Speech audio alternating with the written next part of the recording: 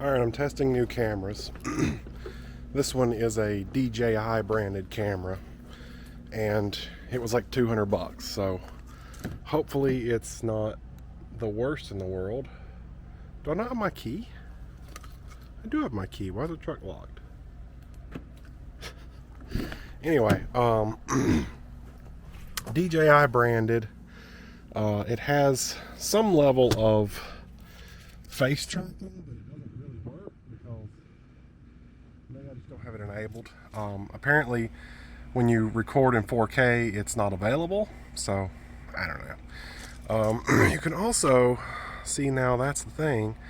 Can I switch the camera? Oh, okay, I can. So you can also do this while recording, apparently. The camera's on a gimbal, so everything is real smooth, even though I just shook the camera. So we're gonna test the quality. See, I just covered the microphone, I'm pretty sure. We're gonna test the quality of this one versus this one today, which is a $1,000 camera that I bought and have never used, and I really need to. So I feel like I get a more precise shot when I use this one versus the one I'm currently using, because if I say, look at that cone, well, it's way down there. It didn't tilt down, and now I'm pointing way down away from the cone, and you see it centered. So I get it. It's supposed to, you know, yeah, but it doesn't. Anyway, we're gonna test, or not we're gonna test, we're gonna put these floor mats in, and I'll tell you some more stories. And hopefully this camera makes a night and day difference. But we will definitely see that when I edit this video together. I tried to put the floor mats in and they don't fit in the back. So you may have noticed they weren't in the back. They don't really seem to fit perfect in the front, but they will work. It took a long time to get this button down, and yeah. I'm also noticing that my seat looks like it has some wear on it, where this leather's kind of wrinkling. And I think that's because I don't have a proper step. These steps are too high up next to the cab that they're pointless. I don't use them. I just step in like I always do. If the step were lower, I might consider using it, which is just further reasoning why I need to get the power running boards. Anyway, I also have an idea of what I'm going to do for this. When they take this running board off, I'm going to lose that light, and there's still a connector under here for it to work, but there'll be no light for it to plug into. I've ordered an adapter. I'm going to try to wire in a little LED light that'll just stick underneath the truck and kind of illuminate this area here for zone lighting, because unhooking that's going to lose my zone lighting. So I did test the onboard power, and we'll talk about that pretty soon. So now I'm trying this camera, which is the DJI again. What does this say? Recording in progress. Oh, okay. It tells me that there's recording progress. Cool. I can't really see myself on the screen, so hopefully it works good in low light, but I don't think it does. So just in case, for this segment, I'm actually going to record on my phone. Let me, just for the fun of it, while I'm recording, let me go ahead and swap it. Okay, I apparently liked that. That's not what I wanted. Swap it around so you can see, yeah, okay, so there's like a front view. I can definitely see that, but I'm not sure how that's looking in low light. Well, I just wanted to tell you guys about the onboard power. I did test the onboard power to power my house. It did work without an issue.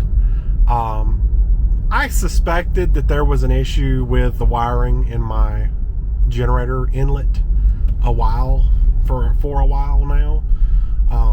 When I bought my white Model 3, I tried to back feed a wire out of that outlet or inlet to plug the car into, because I knew it was 30 amp 240 volts. I thought, you know, I could charge the car at 30 amp if nothing else.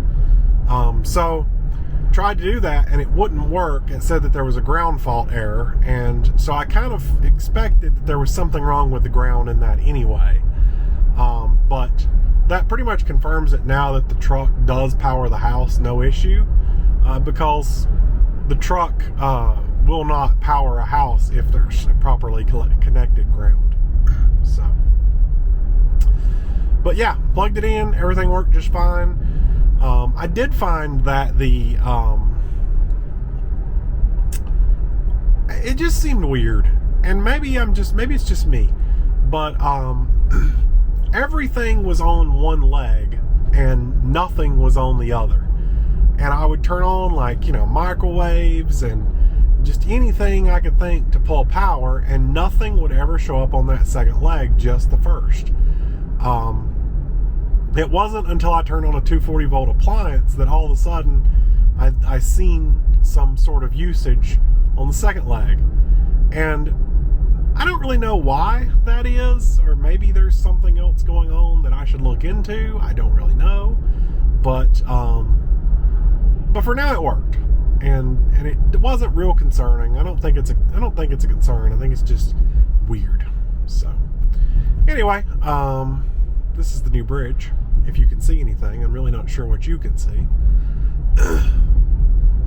Bridge has been under construction for a while, and you may have seen in some of my older videos when it was under construction. It's now done, but it is so bumpy they don't really know how to make a bridge.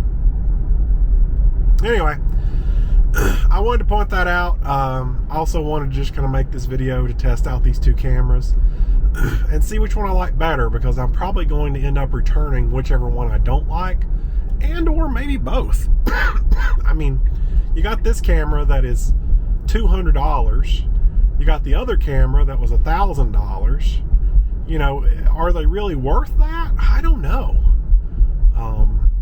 But we'll see. I'll test their quality in post-processing and just kind of see what I like, what I don't like.